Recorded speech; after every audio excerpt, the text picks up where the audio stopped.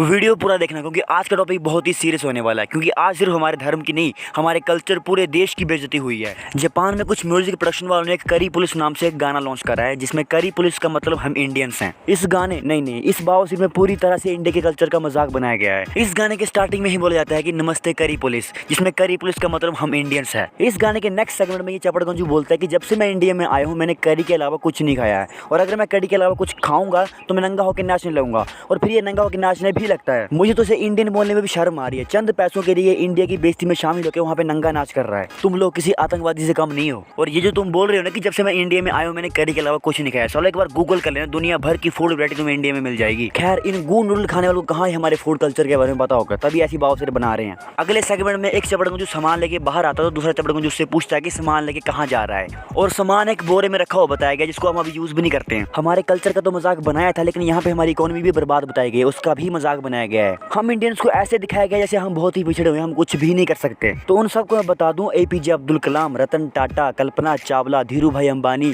इन सब ने अपनी मेहनत से इंडिया का नाम रोशन करा, इंडिया को आगे पहुंचाया है। इतनी बड़ी बड़ी कंपनियां IBM, Mastercard, Google, Nokia, इन सब के CEO हमारे इंडियंस हैं। इसरो हमारा चांद तक पहुंच गया और इनको अभी तक करी के अलावा कुछ दिखता ही नहीं है। दिखेगा भी कैसे, इनको टट्टी नूडल और कीड़ों मकोड़ों को खाने से फुर्सत मिले तब ना। नेक्स्ट सेगमेंट में एक प्रेग्नेंट औरत बताई गई जो कि इन चपड़गंजों को जाने से रोकती है और कहती है कि मेरे पेट में तुम्हारी करी पल रही है।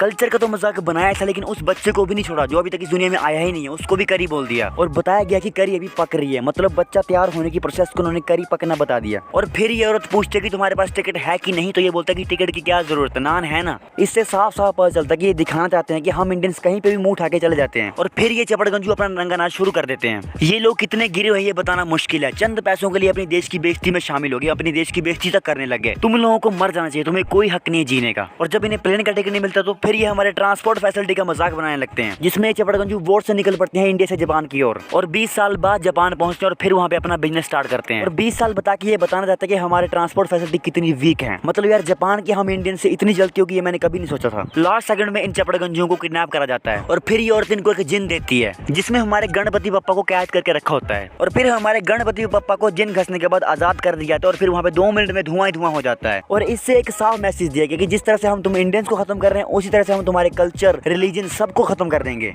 जापानी लोगों को हम इंडियन से कितनी नफरत है वो इस वीडियो में साफ साफ दिखाया गया है। इंडिया को नीचे दिखाने के लिए वो हर चीज करेगी जो इंडिया को नीचे दिखाने के लिए करनी चाहिए। इनकी इस हरकत को देखने के बाद मुझे लगता है कि अमेरिका ने जो इनके ऊपर हिरोशिमा और नागासाकी में बम बरसाए थे ना, बिल्कुल सही करा था। वहाँ थोड़े और बम गिराने चाहिए थे ताकि इनके दिमाग में जो कचरा भरा है ना वो निकल जाता। हमारे टीचर जब भी हमें हिरोशिमा और नागासाकी की घटना के बारे में बताते थे तो हमें बहुत दुख होता था। हमें लगता था कि अमेरिका ने जो जापान के साथ करा वो बिल्कुल गलत था। लेकिन इनकी इन हरकतों को देखने के बाद ऐसा लगता है कि अमेरिका ने जो इनके साथ करा है ना बिल्कुल सही करा है। ऐसे लोगों के साथ ऐसा ही होना चाहिए। इनके इस गाने की वजह से हमारे पूरे देश का कल्चर पूरे वर्ल्ड में बदनाम हो रहा है, उसे गलत तरीके से रिप्रेजेंट करा जा रहा है। और ये कुछ चपड़गंजू जो चंद पैसों के लिए अपने देश की बेइज्जती करने में तुले हुए हैं, इनके ऊपर भी तुरंत एक्शन होना चाहिए। जितने भी लोग इस वीडियो को देख रहे हैं उन सभी से मेरी अपील है कि इस गाने को जितना हो सके उतना रिपोर्ट मारो और इंस्टाग्राम पे YouTube इंडिया को टैग करो ताकि ये गाना जल्दी से जल्दी टेक डाउन हो सके। क्योंकि सवाल हमारे देश के कल्चर और हमारे देश की इज्जत का है। तो जाओ जितना हो सके इस गाने को रिपोर्ट मारो और बाकियों को भी बोलो इस गाने को रिपोर्ट मारने को।